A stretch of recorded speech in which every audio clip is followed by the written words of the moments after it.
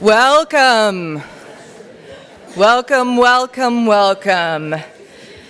Welcome to all our new folks, all our old hands. We may have to bring in chairs. Maybe some of our ushers can help us put in a line of chairs right here, like we do on Christmas Eve, right here behind this row. Oh, what a good feeling. Whether you've been here before, whether you are new, whoever you are, whomever you love, however you identify, here we are, friends. Here we are together. I want to invite you, and in case you're wondering who I am Reverend Audette. I am the lead minister here at UU Asheville. That is my pride, my joy, my lifelong dream realized. And I just want to say, take a look around for a minute. Take a look around. We have lots of familiar faces. We have lots of new faces. We have kiddos. We are all here together. And I want to say, we also have all the feelings. Am I right? This week, we have all the feelings. Whatever you are feeling, it is okay. And you are not alone. You don't have to be okay, and if you are okay, that's okay too. We are not policing feelings in here. We're walking through them together, and that's especially true today, and I want to speak out right now to our veterans. Tomorrow is Veterans Day, and to those of you who have served this country faithfully, thank you. And we see you, as undoubtedly you too are wrestling with where our country, this country you have served, where we're going together. So to that point, I just want to mention one thing, that after the service today, we're going to give it about 10 or 15 minutes. And after the service, we'll have a gathering in here. If you just want to talk about your feelings, then you can join me in here, and we'll have about 45 minutes of that. Also, every Tuesday morning at 10:30, we have a caring circle at that time. So, today's service, what's happening in here? It includes the music of our friends and partners at Womansong. We are so glad to have them this morning.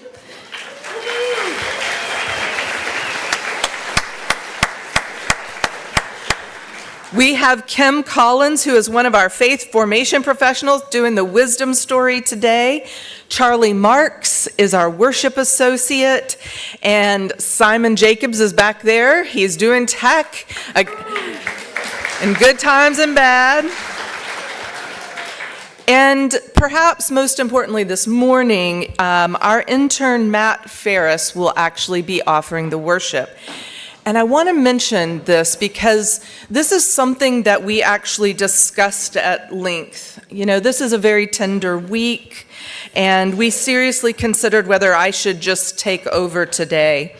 But as we talked about it and as we explored it and what we were thinking about offering today, Matt's message and his journey that informs it is, I think, a message that we all need right now. And he is a very powerful interlocutor for that.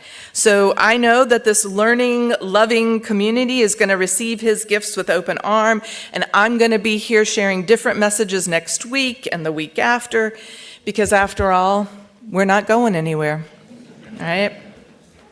But now, in the spirit of today's resilience theme, I just want to invite you to bring your whole heart into this room with these people, in this place, at this moment, and I'm going to share some words that really comforted me this week that I think speak to our topic today, in praise of joy. These were written by Misha Sanders. Hey, you. Yeah, you. When you start to laugh or smile or feel joy again, don't you dare feel guilty. Today, somebody world-changing was born. Somebody got excellent news from the lab. Somebody is falling in love. Somebody stayed sober. Somebody started noticing that their meds are working. Somebody had their first kiss. Somebody apologized from their heart. Somebody said yes to, "Will you marry me?" Somebody got the job. Somebody said their first word. Somebody will notice an amazing sunset and say, "Thank you." Somebody had their cochlear implant activated. Somebody adopted a shelter kitten. Somebody compassionate and capable started imagining what it might take to win a campaign in 2028.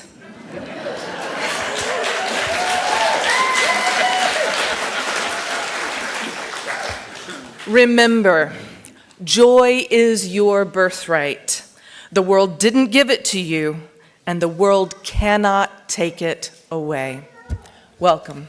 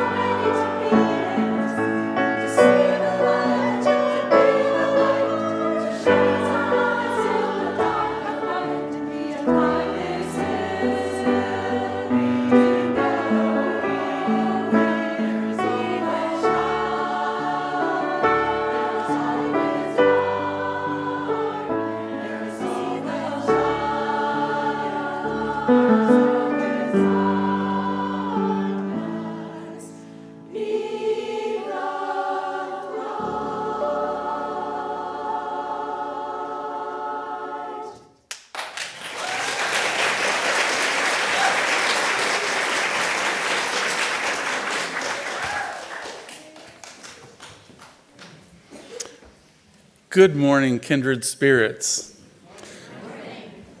Here and online, I'm Matt Farris, one of UU Asheville's 2 ministerial interns this year. It's a privilege and an honor to be in beloved community with you today. UU Asheville is once again a teaching congregation, and I'm learning a lot. I'm grateful for your trust, support, and generosity. I embrace the joyful opportunity to be of service to you today. May it be so. Now, let us light the chalice. Elliot, thank you for helping us light our chalice. Come on up here.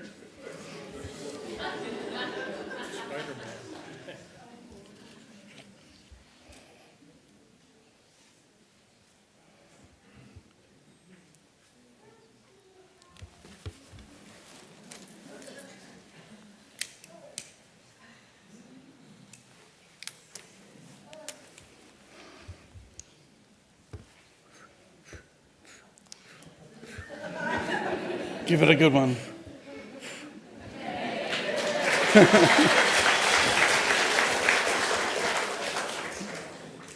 We do light this chalice, symbol of our faith alive in this world, naming our vision of collective liberation and daring to remember each other in beloved community.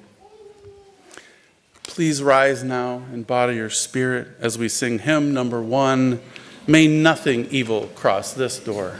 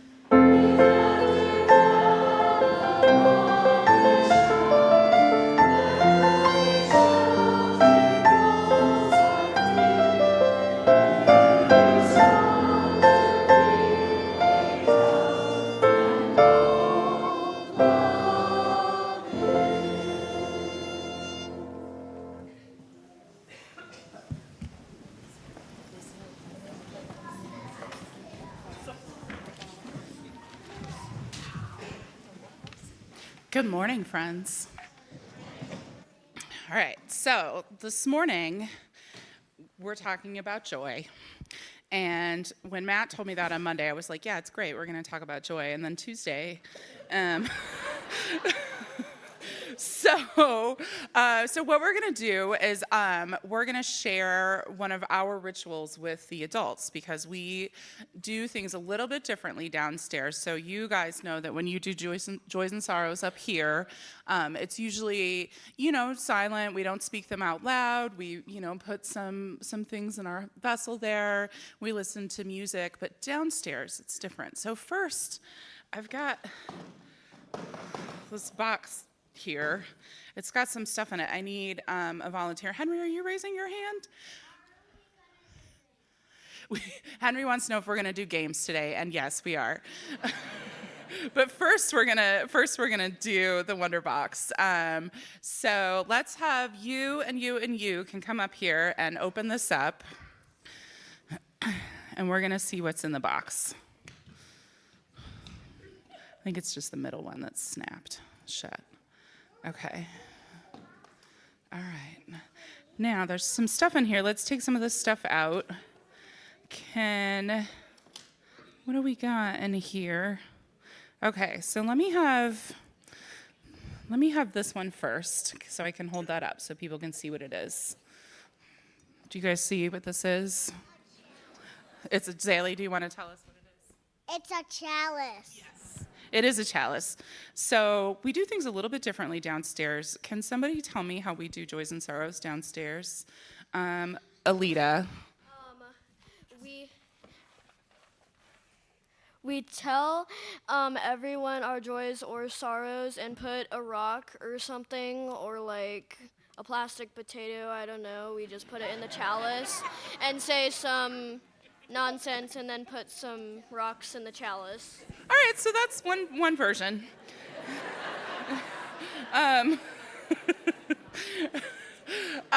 So the thing that we do differently downstairs is that we say our joys and sorrows out loud. Okay, so this congregation is too big for this. If you have visited like a smaller fellowship, you might have seen that before. They a lot of times will do them out loud for everyone to share. And so that's one of the things that we do downstairs. I know this is kind of a mystery to a lot of you. But one of the things that we do is we create a similar holy space. So we start with a chalice and a candle. Zaylee, can I have that other one? Can you light that for me? Here. Can you light it? Can you turn that one on? And so we have a chalice, and then we have things like little tea lights, we have shells, we've got rocks, and so we go around in a circle and share our joys and sorrows. Does anybody have a joy that they want to share this morning? Elliot wants to give me this acorn, another thing. Nora, do you want to share a joy? Say that out. I lost my tooth this morning. Oh my goodness, that's a really good one, isn't it? Henry, do you have one?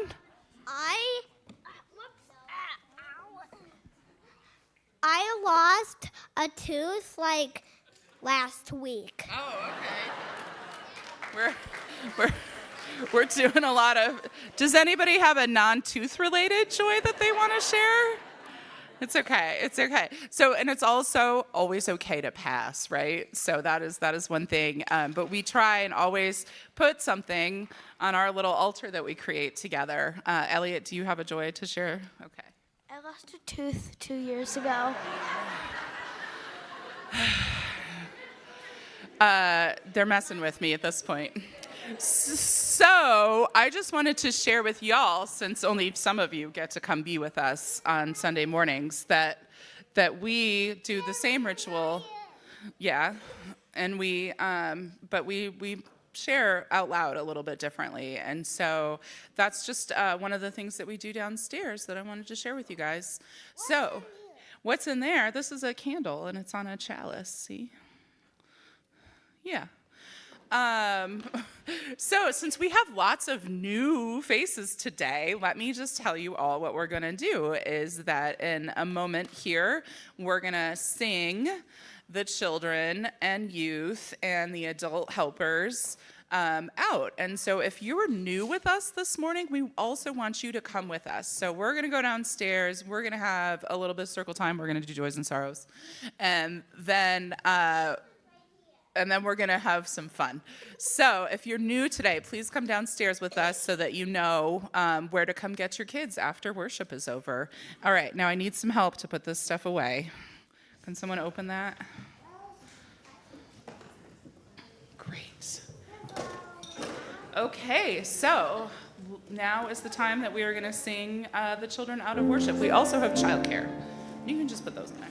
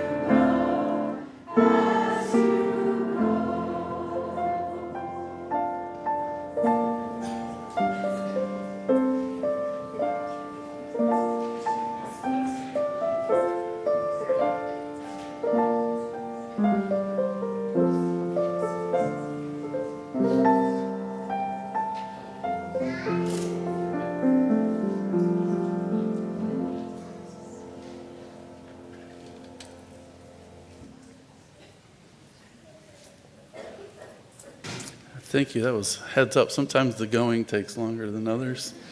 Yeah, that was good. Thank you. And now is our time for reflection and prayer. Recognizing that ours is a living faith, the Unitarian Universalist Association has offered the following prayer to meet the moment that we are in.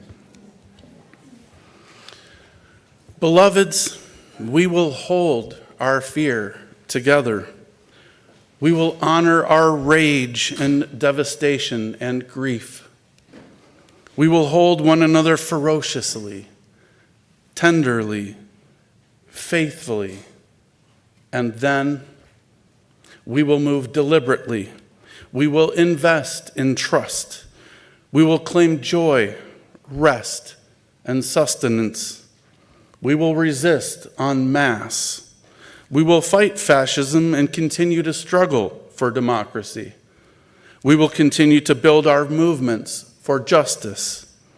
We will focus our efforts and abandon distractions. We will create safe harbor for those who are in danger.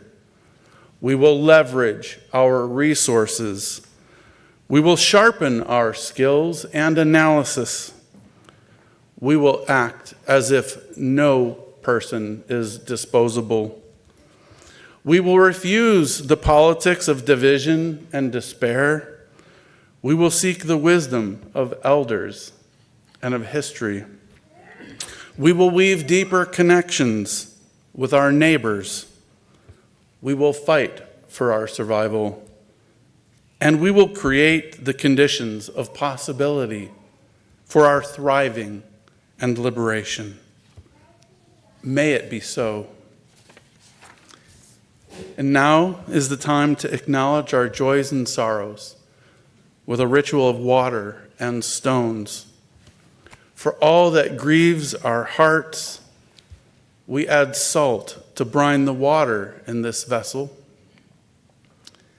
And for all that brings our hearts joy or celebration, we scatter flower petals to symbolize our joys and sense of gratitude.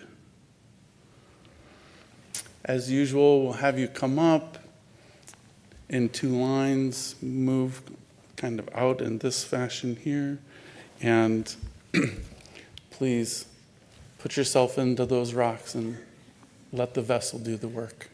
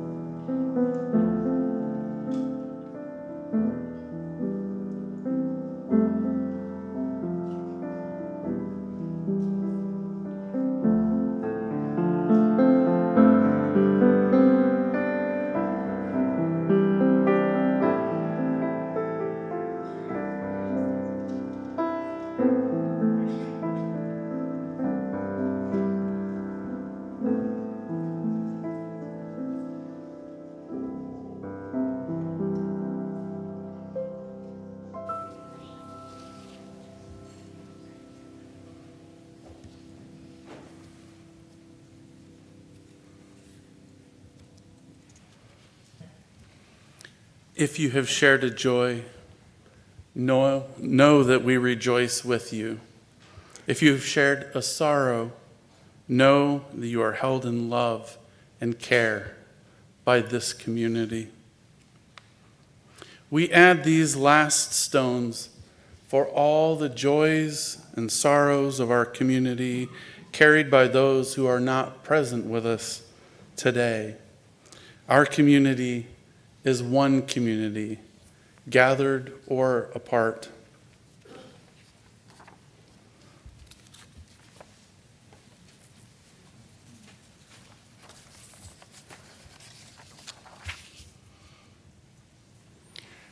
Go placidly amid the noise and haste. Those are familiar words to those of us of a certain generation, and I'll give you the rest of it in a moment. While we're talking about this stuff, it's the big things, and they seem to be coming at us pretty hard and fast. We can't do a lot about that, but it's the little things that we can do. And I'll say, I was driving in this morning, my GPS was lost. How can that be? Anyway, I'm on Farwood, that little street there near the golf course. I come around the corner, and there are 8 turkeys standing in the middle of the road, smiling at me. And I said, this is going to be a good day. Desiderata is a poem by Max Ehrmann. Desiderata, Latin for things desired. This guy was from Indiana. We scratch our heads sometimes trying to find things from Indiana. Cole Porter. And then there's Dan Quayle. And maybe this last guy with a fly in his head. Mike Pence. Go placidly amid the noise and haste, and remember what peace there may be in silence. As far as possible, without surrender, be on good terms with all persons. Speak your truth quietly and clearly, and listen to others, even the dull and the ignorant. They too have their story. Avoid loud and aggressive persons. They are vexations to the spirit. If you compare yourself with others, you may become vain and bitter, for always there will be greater and lesser persons than yourself. Enjoy your achievements as well as your plans. Keep interested in your own career, however humble. It is a real possession in the changing fortunes of time. Exercise caution in your business affairs, for the world is full of trickery, but not let this blind you to what virtue there is. Many persons strive for high ideals, and everywhere life is full of heroism. Be yourself, especially. Do not feign affection, neither be cynical about love, for in the face of all aridity and disenchantment, it is as perennial as the grass. Take kindly the counsel of the years, gracefully surrendering the things of youth. Nurture strength of spirit to shield you in sudden misfortune, but do not distress yourself with dark imaginings. Many fears are born of fatigue and loneliness. Beyond a wholesome discipline, be gentle with yourself. You are a child of the universe, no less than the trees and the stars. You have a right to be here, and whether or not it is clear to you, no doubt the universe is unfolding as it should. Therefore, be at peace with your God, whatever you conceive it to be, and whatever your labors and aspirations in the noisy confusion of life, keep peace with your soul. With all its sham, drudgery, and broken dreams, it is still a beautiful world. Be cheerful. Strive to be happy.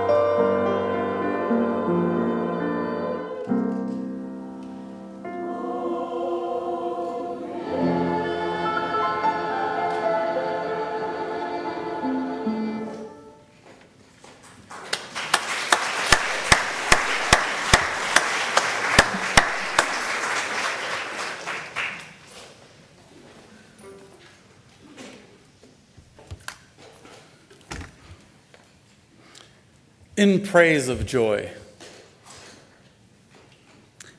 In praise of joy. Now, today, beloved community, I have heard from many of you about how you're feeling.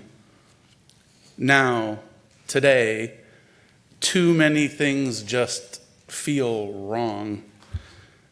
And because we have too many reasons to feel dispirited and dejected today, I'd like to offer you the conclusion to this sermon right here at the beginning. I pray that it reminds you of something you already know, but we all may need a little reminder of our cherished wisdom in these troubled times. In conclusion,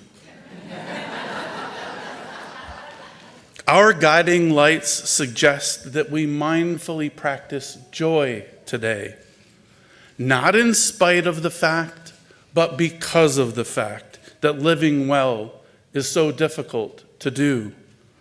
Our suffering is real, so we respond with resistance to suffering, with liberation, with practices that enliven us and capacitate us to live well. Cultivating delight realigns us with the flow of abundance and grace, with the source of our supply, with the extraordinarily therapeutic power of love. Beloved community, these are indeed remarkable times, aren't they? And maybe we're ready for things to be a little less eventful.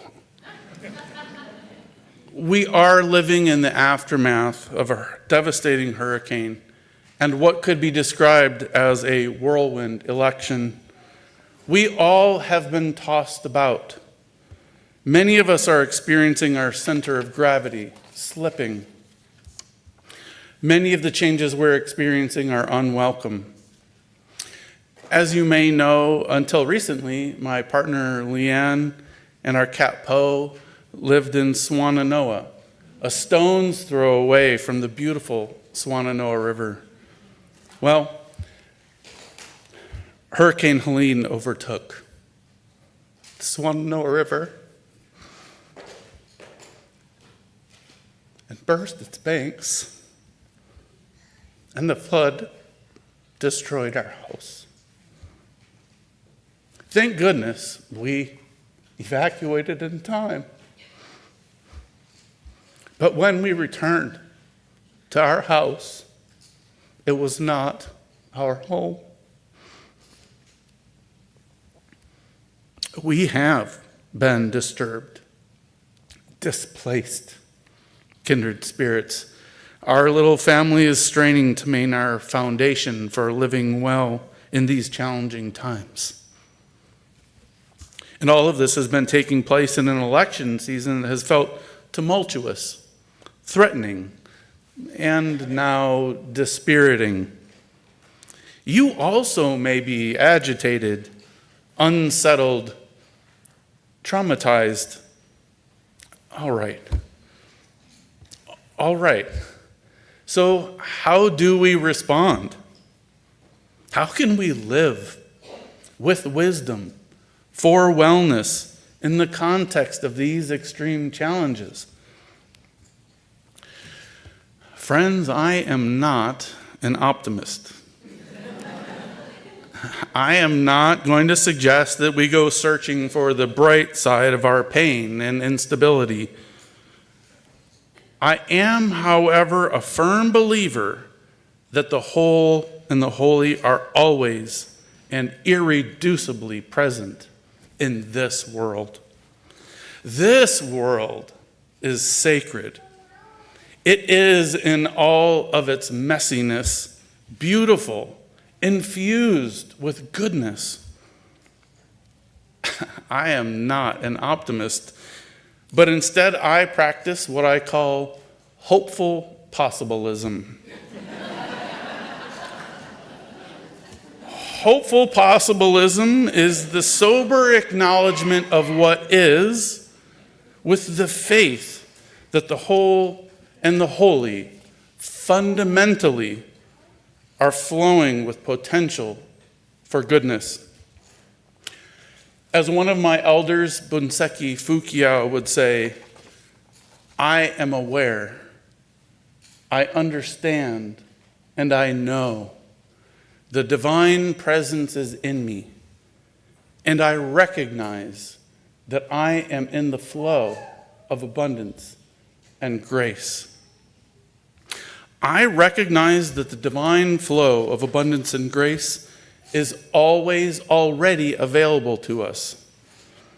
To be sure, my hopeful possibilism is a worldview that leans heavily on faith, even an unlikely faith, in a world that so often registers as hostile, like a devastating hurricane, or a democratic process that inexplicably results in the denial and frustration of goodness. In the spirit of hopeful possibilism, what I offer to you today is something simple and surprisingly easy. In faith, let us choose to practice joy. In the midst of uncertain, difficult times, there is joy. Not in spite of, but because of the fact that we are challenged. Now is a time for us to take up the life-giving, flourishing, forming, spiritual exercise of practicing joy. To actively practice joy today is to thwart powerful patterns and agents that would restrict our thriving. My friends, I am pissed off. My house for hope has been violated through means both natural and perverse. And I tell you what, I refuse for my house for hope to be scuttled. In anger, tempered by wisdom, I choose to practice delight as a sacred act of resistance and liberation from unnecessary limitations.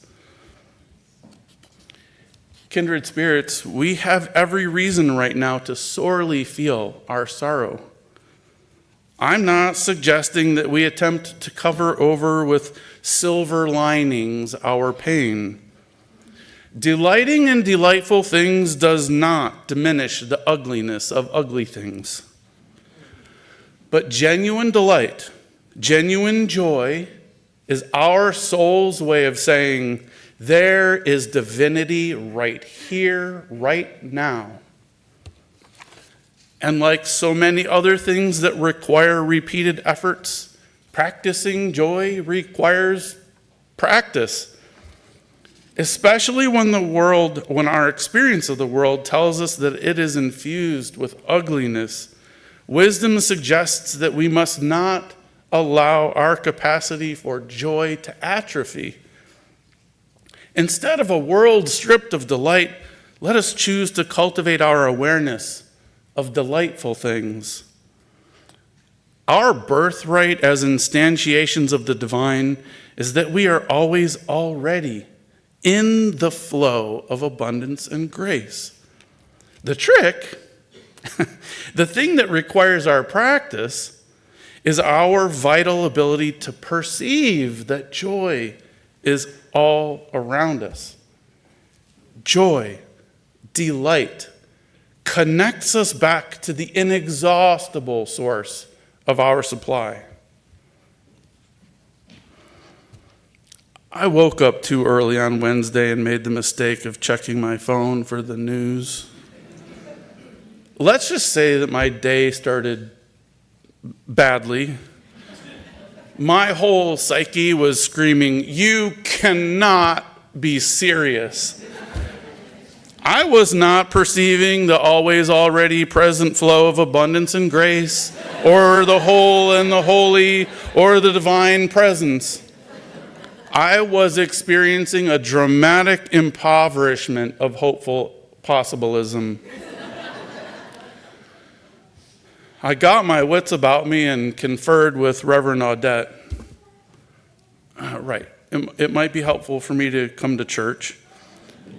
I headed for my office less than a block from this church, and before I went into my office, I smudged myself with sage and sweetgrass, as I often do to prepare myself for ceremony or prayer or mindfulness. That was a wise thing because it is what I regularly do when I practice genuine joy. I wasn't thinking, I should really perform a spiritual exercise to cultivate my delight right now. I really wasn't thinking at all. I just did it because that's my practice. I spent a few minutes in my office and concluded that I needed to be on my game for what was already a really rough day. I said my prayer. I am aware. I understand and I know the divine presence is in me, and I recognize that I am in the flow of abundance and grace. I could feel my awareness shift ever so slightly, and then I headed for church. Now here's the cool thing, and I've been wanting to share this with you since it happened. I wasn't but a few yards on my way, and then it happened. I smelled the leaves. Beloved community, I smelled the leaves. Goodness. Through this simple joy, this bodily, sensory delight, I could feel myself opening up to goodness. And then I laughed out loud in the presence of those rotting leaves. Those rotting leaves that somehow, great mystery, smelled good. I was delighting in decay. I won't go into everything that means to me. But suffice it to say, joy decays despair. Joy decays despair. Delight, the simplest of small delights, is a therapeutic countermeasure to suffering. Not even to the front steps of the church building, I still had my rage, a sense that people can make some horrible choices, and I had a sorely dampened and muddied spirit. But now I also had joy, that indisputable knowledge that I'm a tiny part of something sacred and infinite, a refreshed sense that people can choose to manifest goodness. And I had sublime things demanding my attention. Seemingly against all odds, delight and joy were transformational for me. My friends, joy and delight, even in small amounts, can be transformational for you too. Let us recognize joy as a sacrament and take it religiously. That's it. That's my simple message. Joy is transformational. I know it's easy to miss. Wisdom can be elusive. I almost missed it, and it happened to me. It seems too simple, and that's why despair is so hurtful. Despair makes us feel like we are powerless. But when we mindfully practice delight, we realign ourselves with our irreducible divinity, with the whole and the holy. We are living in the aftermath of a devastating hurricane and a whirlwind election. But the results of these disasters cannot overpower our access to divinity. But don't take my word for it. Gather evidence for yourself. Sometime today, turn your attention to delight. It could be anything. Maybe take a cue from the responses of our little ones during our wisdom story time today, although you may be having joy at keeping your teeth.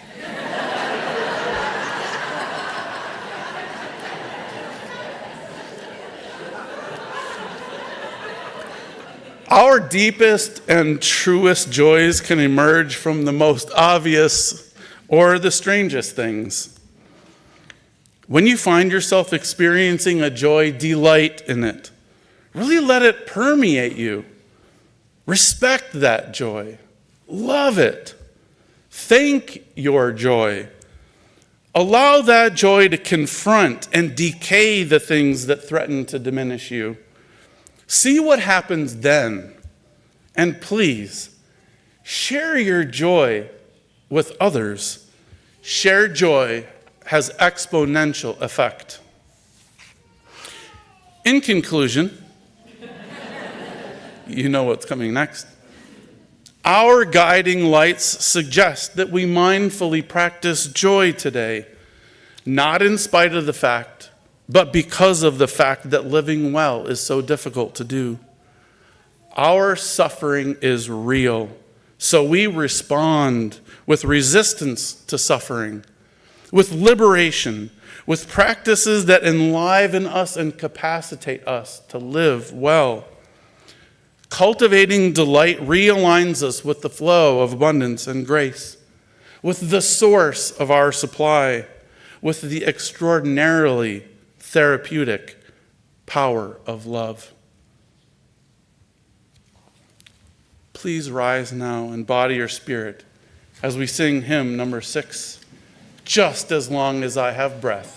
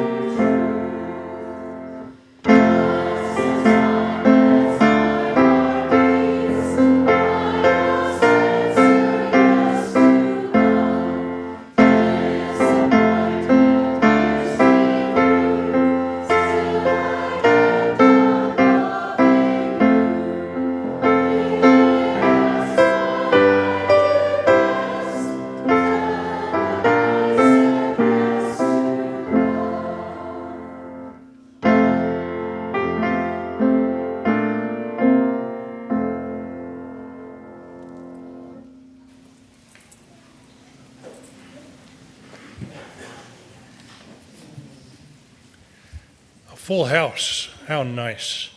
And I see a few visitor name tags here. One of the nice things we do if you're visiting us today and you're feeling bold, would you stand, introduce yourself, and tell us where you're visiting from? The ushers will have some hand mics, so put your hand up and here we go.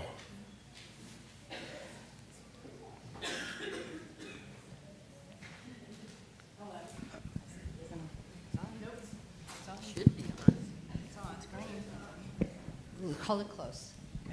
Hello, my name is Emily Malajati. I'm a friend of Joanne Fox, so I came to hear her sing, and I really appreciate being here with you today. And lovely congregation, thank you. Welcome.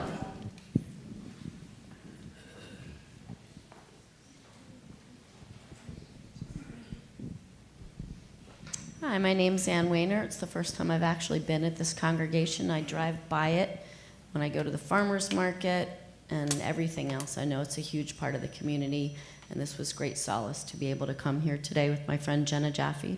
Thank you. Well done.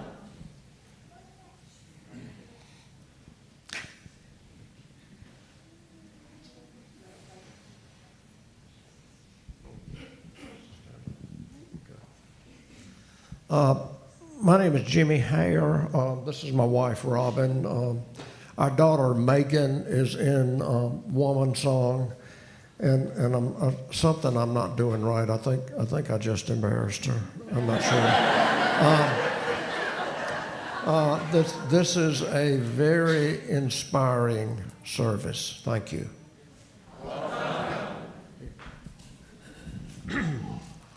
Good morning. My name is Bill Russell. This is my wife, Marty.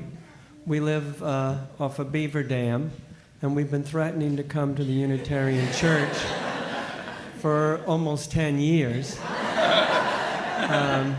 I grew up in Long Island and went to the Unitarian Church there, participated in their youth group at the time called Liberal Religious Youth, and it was also my inspiration for my commitment to being a conscientious objector during the Vietnam War. So I have a tremendous history and feeling. At one point, I considered doing what Matt is doing and becoming a Unitarian minister. In any event, I'm very happy to be here. I think it was worth the wait.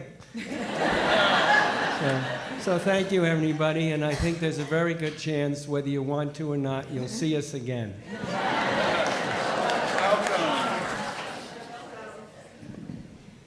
Good morning. My name is Margaret Walker, and I'm here from UU in Atlanta. But I'm also exploring, I feel really called for this area to be home at the beginning of the year. So I'm looking for conscious community, co-housing, those kind of things. I'm so grateful to be here this morning because I feel like I'm in the land of kindreds, and there's nothing offering more solace right now than that. Thank you.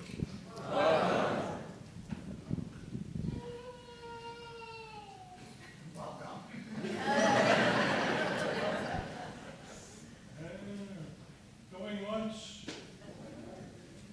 twice. Hey, thank you first for standing up and introducing yourself. Now, where's Trevor? Is Trevor here? There he is. Trevor's our Mike.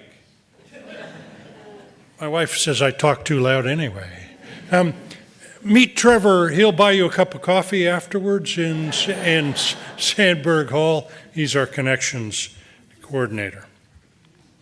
Our announcements are on the slides at the beginning of the service. If you missed them, refer to Thursday's weekly e-news. If you don't receive e-news, email us at information@uuasheville.org, and we'll get you signed up. Two more things. Immediately following the service, Reverend Audette will be here just to chew over what things you might wish to chew over. And then on Saturday, this coming Saturday, in place of the auction, which we're going to do in the spring, we're going to have a gratitude gathering, a potluck starting about 6, I think. 5. Oh, thank you. I would have been an hour late. A potluck, and we're going to have some fun. We're going to sing some songs, play some games, all ages, this big to that big, and everybody. Our community plate recipient this month is Reparations Stakeholder Authority of Asheville. They were here last week and gave us a rundown of their thing. Our offering this morning will be split with our partner unless you intend your gift to be applied to your pledge, in which case use the envelope in the pew. You can also donate online. The work and ministries of this congregation are entirely supported by the generosity of our members and friends. We celebrate your generosity each Sunday with music and thanks. You make us possible and give thanks for you. The offering will now be gratefully collected.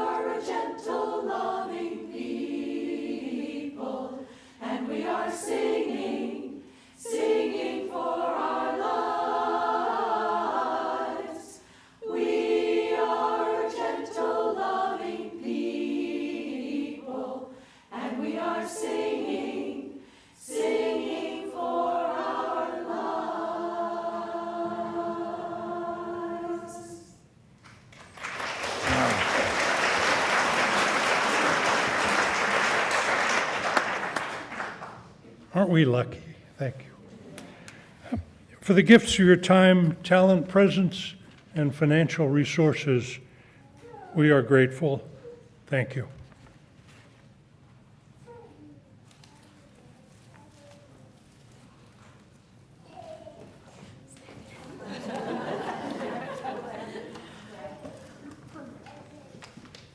I'm going to teach you the chorus to this next song in silence.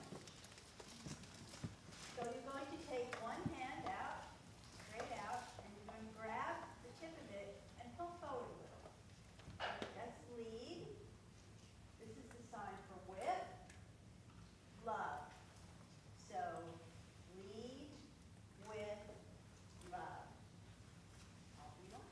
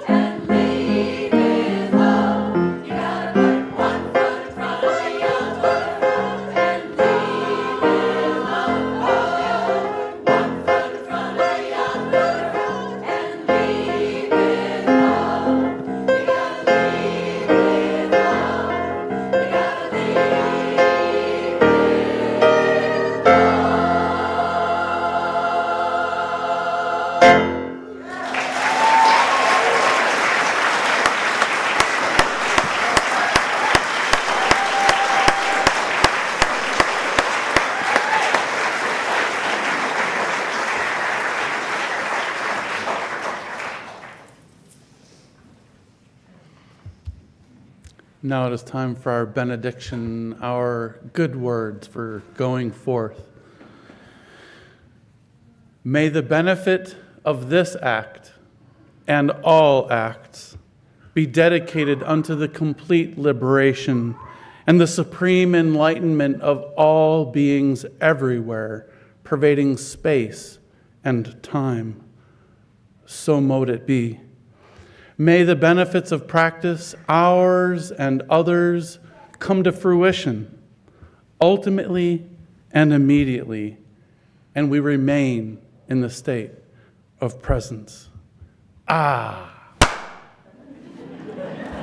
Please rise now in body or spirit as we share our special UU Asheville closing song, after which you're invited to join us in Sandberg Hall for social time and that cup of coffee. Sunshine upon you, and